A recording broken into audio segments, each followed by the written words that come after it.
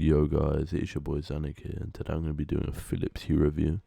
None of yous have wanted this, so I just felt like doing it, as I just bought a second Phillips Hue light, and I just felt like giving you a personal review, you know what I mean? Like, firstly we're going to talk about, you know, the two versions you get in bayonet or screw, you know, obviously.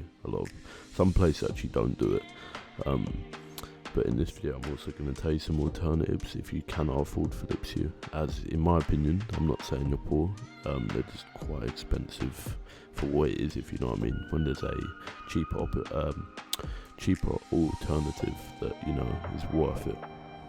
But as you can see, you know, it's quite easy to put in, you know, to install. It literally takes all of about, I would say about 3 minutes to plug it in and set it up on the app, because the second you plug it in and you turn your switch on, it comes up with, you know, the app that you have to download comes up with, it has detected a Phillips Hue light bulb, would you like to connect it?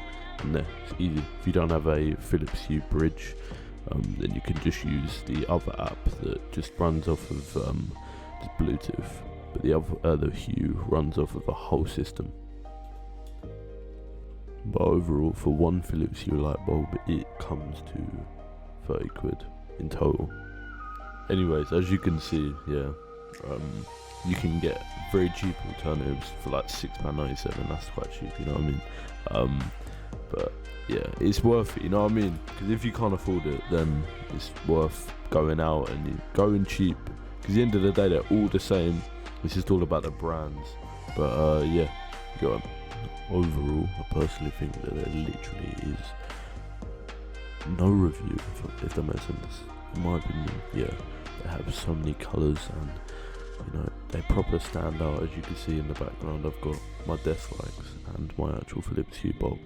But I personally think if you can't afford it, don't sit there and save up for it. I personally would go cheaper, because you could buy it at £6.99, as I showed in the video. That is literally the equivalent, you know what I mean?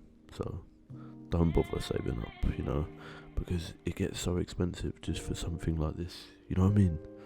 When you can literally buy them for £6.99. The only good thing is, yeah, is the Phillips Hue bridge.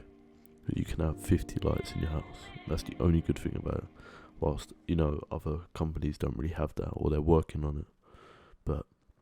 And another good thing, I'm guessing so, I don't really know much, but I'm guessing that the range for the Phillips Hue are a lot better than the other ones, if that makes sense.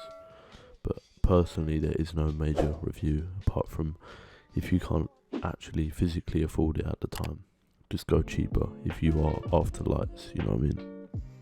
But overall, personally, I would say that the only good thing about it is, you know, it looks simple, but it looks unique, you know what I mean? Like, you can just see it's got that sort of, I don't even know how to explain it, sphere, I don't know.